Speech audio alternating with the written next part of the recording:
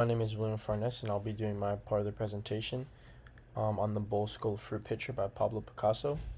I'm in group 11. These are members of my group. I'm currently in the College of Business studying business management, and I'm a sophomore. So why our group chose the Bowl Skull Fruit Pitcher by Pablo Picasso was because we had all liked the contrast of the textures, and we all kind of agreed that all the artistic elements in the painting made it pretty easy to then go and analyze and break down the painting. So a little bit background of the painting. You guys can read this if you want, but for the sake of time, I'm just gonna go through it. But the background is during the Spanish Civil War, and this was around the time that Spain had fallen to fascism, as well as Pablo Picasso's mother had actually just died as well.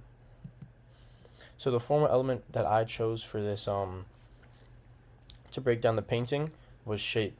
So I really like the contrast of on the left side we have the sharp skull, which was meant to show the hardships in Spain at the time and in life.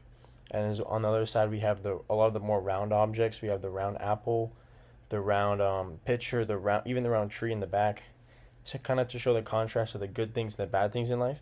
And it helped me to realize that no matter what I'm going after in my career, in my life, there's gonna be bad and good things in it.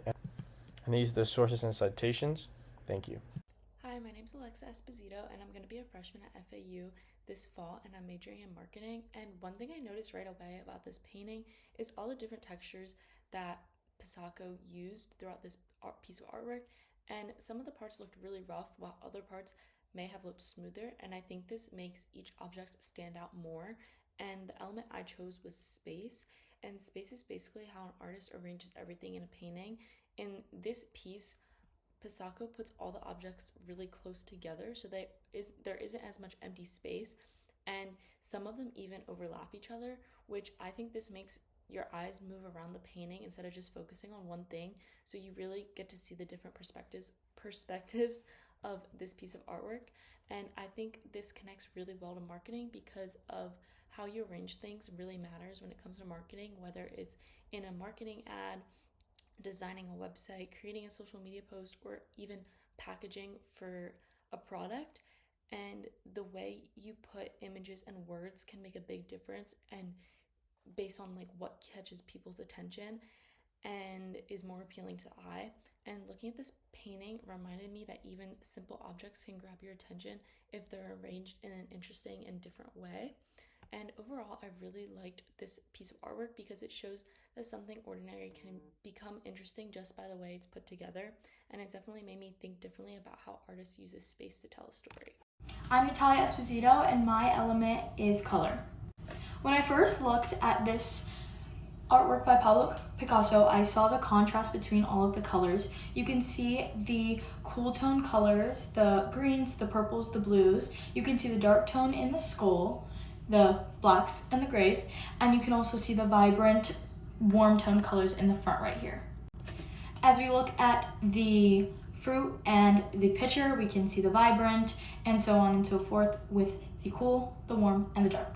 It's cool to see how Pablo Picasso took all of these elements of color and blended them so easy, and they all merged together really well. I am a business marketing major, so this goes really, really well with what I do on a daily basis as I market an item. Like if I was marketing this artwork, I would be doing really good marketing the pitcher, the fruit, and the skull because it pops out because of the dark, cool tone background. Also in real life, I paint banners, and I start always with a dark brown background, meaning I have to use very vibrant, colorful colors. Although we have almost every color in the rainbow on this artwork, it all merges very well together, and each thing pops out in its own separate way. If you look at the back, you can see the cool, again the front, the warm, and the dark. This is Natalia Esposito, sophomore, business marketing major at FAU, group 11. As a sophomore, I think this photo represents my life really well.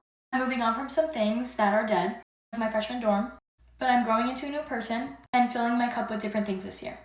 All of these items are symbolic to my life now. Some things end, some things grow, some things always stay the same.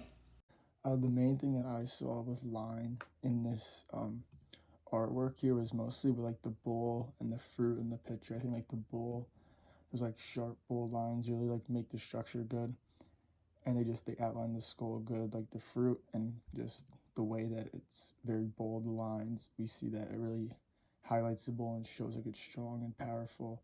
While those like thinner lines, like the fruit in the picture, make it more of like, I guess, like a minor thing in the painting. Whereas like I feel like for me the bull is really what stands out.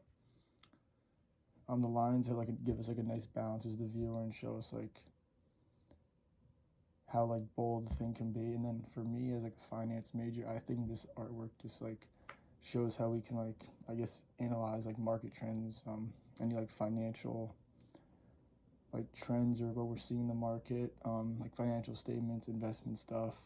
I just think the lines really do a good job, like the organization and structure of the whole bowl, which just shows like decision making and boldness, and like sometimes you just gotta go with your gut and do what you think is best. Also, my name is Derek Faith. This is Wendell Etienne, a sophomore studio art major at FAU. The way Picasso creates texture in this painting truly stands out to me. The cracks on the bull skull, combined with its mud-like colors, give it a dry, rough texture, representing the melancholy of the Spanish Republic's then recent defeat. As a studio art major, the way such simple choices can convey that emotion really makes me think about the choices I might make in my own art.